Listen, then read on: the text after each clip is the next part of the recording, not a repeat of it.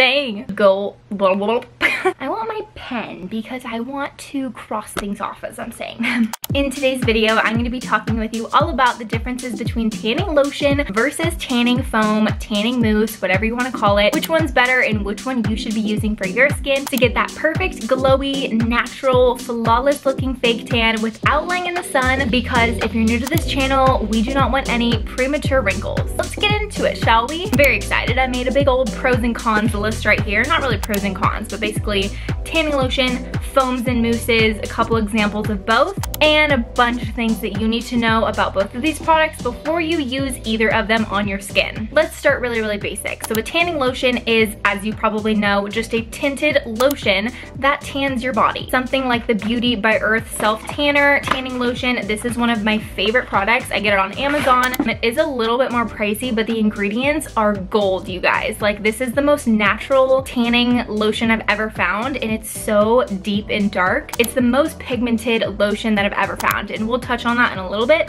Lotions tend to not be as pigmented as like a foam or a mousse, but this lotion is definitely very pigmented. So this is one of the best self-tanning lotions I've used. Something like this, or even the Gradual Self Tan from Bondi Sands. This one definitely is not as pigmented. This, like it says, gradual. This one I like to use kind of as a upkeep maintenance lotion for my main tan. So this is not going to be as pigmented as like the Beauty by Earth one. Another really great lotion is the Jergens Natural Glow, is what I used all throughout high school. It saved me, I think it's like maybe 15-20 bucks at Target. So those are examples of tanning lotion. And then a tanning foam. If you guys have seen any of my other tanning videos, you would know this is my baby. This is my favorite tanning foam, the Aerated Self Tanning Foam in Ultra Dark by Bondi Sands. Thank you so much to Bondi Sands for sending me some free goodies. This video is not sponsored, but they sent me some cool like new products to try that I haven't tried before. One of them being this liquid gold foam that they sent me. This one and this one come out the same. Aero is just one of their collections that's kind of like a thicker, creamier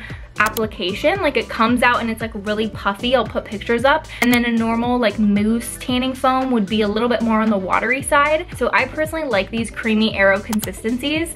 I just think they're a lot easier to apply, and honestly it's like just more fun to apply. Another example of a foam would be the Skinnerals foam. That is another great one on Amazon that has some really good ingredients too, if you're looking for like a more natural ingredient formula. And also the Bondi Sands tanning water. When you shake the bottle, it sounds like there's water inside, which there is, but when you squeeze it out of the bottle, it comes out as a foam. So those would all be considered tanning foams versus tanning lotions. So now let's get into the nitty-gritty of why you should choose one over the other based on your personal goals. For one, tanning lotion, you can apply it without a mitt. You can apply it with a mitt, I believe. I've never done it. I feel like it would just be so unnecessary. A tanning lotion is just so much easier to apply all over your body with your hands, and then you can wash your hands off of the sink and you're totally good. You're not gonna have any residue, you're not gonna turn them orange. But something like these two high quality mousses right here, you definitely need a mitt. Bondi Sands, it was so nice to send me their little mitt. I've been using this Amazon one that's honestly like kind of beat up. I've been using this for like 2 years. You're definitely gonna need to use a mitt. Otherwise, it's probably going to stain your hands. So that is something to keep in mind when you're using a foam. You always need a mitt or like a latex glove at least. A tanning lotion is very forgiving. It does not streak very easily, which makes it very beginner friendly. So I always recommend to beginners to start with a tanning lotion and then like work your way up to a tanning foam, just until you have a little bit more experience doing your ankles and doing your knees and stuff and getting the technique down. I would hold off to use a foam until you've like really nailed the tanning lotion. The tanning foam is not as forgiving. It's a lot easier to streak. It's a lot easier to get stuck like in the cracks of your wrists and like your elbows and stuff. It's just a lot easier to mess up a little bit. I have actually found though that the Bondi Sands one is very forgiving of a foam. Definitely easier if you kind of know what you're doing when you start to use a foam. That leads me into my next point, which is that tanning lotions are not usually super pigmented, super deep, rich color, at least not compared to something like a foam. Usually a tanning lotion, especially the Bondi Sands Gradual Tan, tan. It does say gradual, keep in mind, so it's not supposed to be super deep and dark. This is supposed to be something that you can apply, you know, every other day, a couple times a week, and you're gonna have like a gradual tan, whereas the foam is like you're dark. So tanning lotion is usually not gonna be as pigmented, but I do find, that this Beauty by Earth is one of the only tanning lotions I've found to be super pigmented and tan. So they do have a medium to dark color, which is what I have, and then they have a lighter color. So if you don't want it to be super pigmented, but you like the supernatural ingredients of this one, then maybe get the lighter color, but I love the medium to dark. This is the best tanning lotion, like most pigmented, rich color that I've personally used before, which I love. The smell is pretty much the same for both a tanning lotion and a tanning foam. It really just depends on the product that you're using, and also keep in mind tan smells different on every single person. It reacts with your skin differently. Like everyone's skin and body is so different. We have different like hormones going on top of our skin, different pH balances, so these are going to work differently on every single person, smell differently. So even though this says coconut scented, like I smell coconut on me, there's been a couple people that have commented on my channel saying like, oh, it smells horrible on me, but like 99% of people are like, oh yeah, it smells like coconut. So some people it does smell a little bit different on. It's nothing bad, it's just tan reacts differently to your skin. And the tanning lotions and the tanning foams, it all really just is the same. It just depends on what products you're using and how they react with your skin. A tanning lotion will take more time to soak in. Specifically the Aerated Bondi Sands one says it's a quick dry formula, so this definitely dries up on my skin within probably 5 minutes. I can put clothes back on and go to bed. Lotion takes a little bit longer to soak in to my skin just because it's thicker, so you might have to wait maybe like 10-15 minutes before putting on clothes after you have used a lotion. But I wanted to mention there could be pros and cons to this, because the lotion, since it doesn't dry up so quickly, you have a lot of time to move it around your body to like blend in certain places, whereas the quick dry formula, it dries pretty quickly, so you do need to like move it around, get the whole area tanned in a pretty good amount of time so that it doesn't dry up on you and become like too pigmented in one spot. Alright, so a lotion, obviously it's a lotion. It's gonna be pretty hydrating to your skin compared to a foam that is not as like thick and creamy as a lotion. The foam isn't gonna dehydrate your skin, but it's not gonna be as hydrating to your skin. So you definitely need to make sure you do a good job of moisturizing your skin before you apply your tan,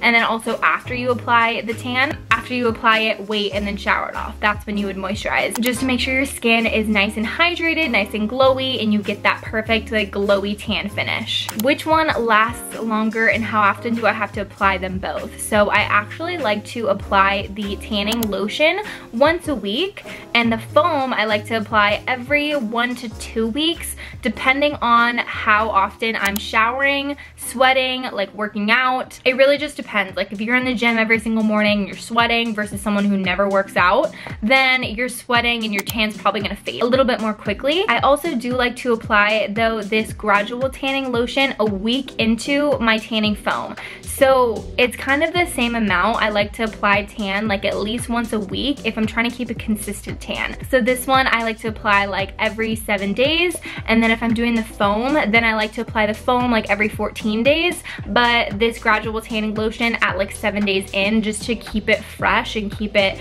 nice and moisturized. Sorry, I keep banging my water bottle and it's just like dinging down there. This is your reminder, drink your water. Tanning lotions, you don't necessarily need to wash them off your body. Most of them, I'm pretty sure. Let's see, actually, this one, yeah, this one doesn't say that you need to wash it off. I don't think this one does either. Yeah, so a tanning lotion, you don't need to wash off in the shower because there's no bronze in it, but something like this ultra dark aerated foam, when you apply this, it goes on your skin dark because it has a bronzer in it, which I personally like because it tells you where you already applied tan.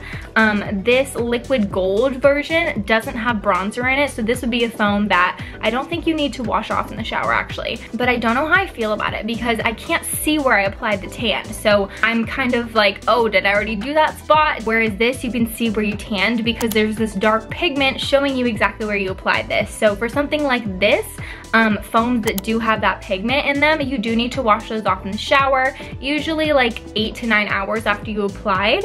Oh, this one says 6 hours. And then shower with warm water, gently pat skin dry, and then for a deeper tan, reapply it 30 minutes after initial application. So yeah, tanning lotions, you never have to shower off, but tanning foams, sometimes you do need to shower them off as soon as they're done developing. A couple of things that they have in common, both a tanning lotion and a tanning foam, in my experience, has stayed on my body and not been affected when I go in the ocean, a hot tub, or a pool. So I've had lots of questions about that, and no, the Bondi Sands or the Beauty by Earth tanning lotion, these specific products do last in the pool, hot tub, and ocean in my experience. Again, everyone's skin is different, so test it out for yourself. One thing that they do both have in common that is kind of a con is that they do both enhance dark spots or pimples or like breakouts or scars on your skin. I have personally found this, especially with the ultra dark foam. It will make any spots that you have on your body darker. Not like freckles or anything, but if you have like a breakout or you have a scar from something, that tan will like soak into that little blemish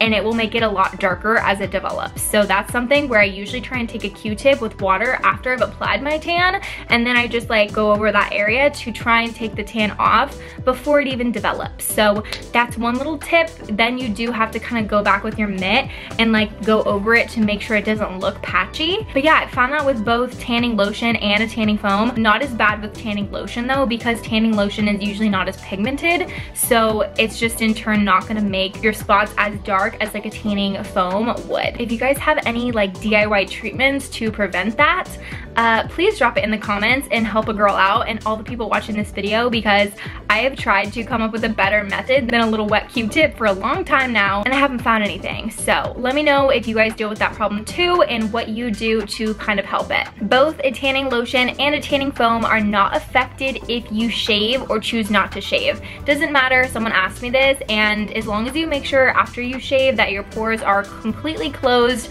by either just waiting 10 to 15 minutes for them to close after you shower, or doing like a cold plunge at the end of your shower, or even getting like a frozen bag of peas or something in your freezer, rubbing that all over your skin so that your pores close up before you tan. The reason why I say that is because shaving does open up your pores a little bit. Shaving is a form of exfoliation. So yeah, doesn't matter if you shave or not, you can use both of these types of products. Just make sure that if you do shave that your pores close up before you apply the tanner. Otherwise the tanner soaks into your little pore holes and it does not look good. It's like strawberry legs but like brown. Not cute, sis. Not cute. Also, both products you need to make sure you moisturize before and after your application. If you haven't seen like my OG tanning video I did like 5 months ago, it hit 500,000 views, by the way, so thank you guys so much for that. Go check that out if you're like lost and you haven't seen that video.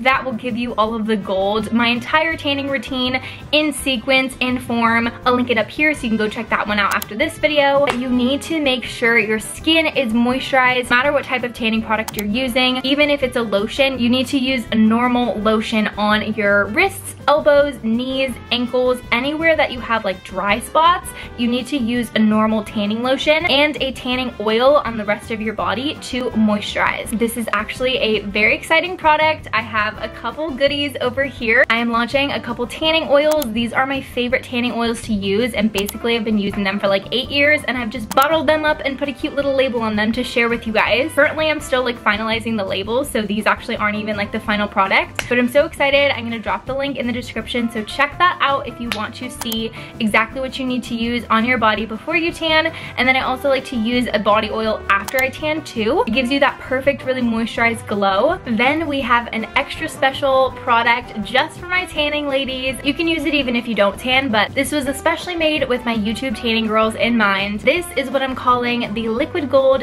Skin Illuminator, something along that title, because if you can kind of see in the bottle, it's basically liquid gold. That's exactly what it looks like. This is an oil-based product. It's all oil with a little bit of this gorgeous metallic shimmer in it. Shimmer, not glitter. Glitter reminds me of like 6th grade. Shimmer reminds me of JLo's red carpet skin. So that's exactly what we're going for with this product. All of these goodies are in the very beginning stages, and I'm so excited to share these with you guys. But if you do want to go check out, hopefully pre-order will be available by the time you guys see this video, by the time I'm uploading it.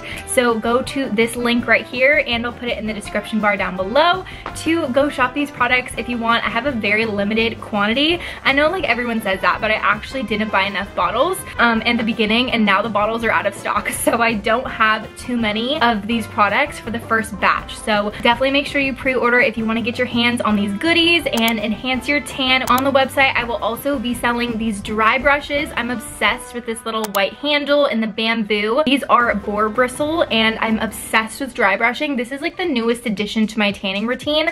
This is a form of exfoliation, so I always make sure to do this before I get in the shower as a part of my tanning routine to exfoliate my skin, and it may improve circulation and reduce cellulite, so that's always a good thing. So these are going to be on the website too, super affordable, like it's nothing fancy. Dry brushes are pretty affordable, so this is kind of just a little add-on if you don't have one at home and you need a way to exfoliate your body. I don't even think I said the name of it. It's called Nuru. This is a company name that I've had since freshman year of college. It was once a dream that I'm now hopefully bringing to life. So I'm very excited to see you guys using these products, and I definitely need your feedback. So go ahead and pre-order and let me know what you think.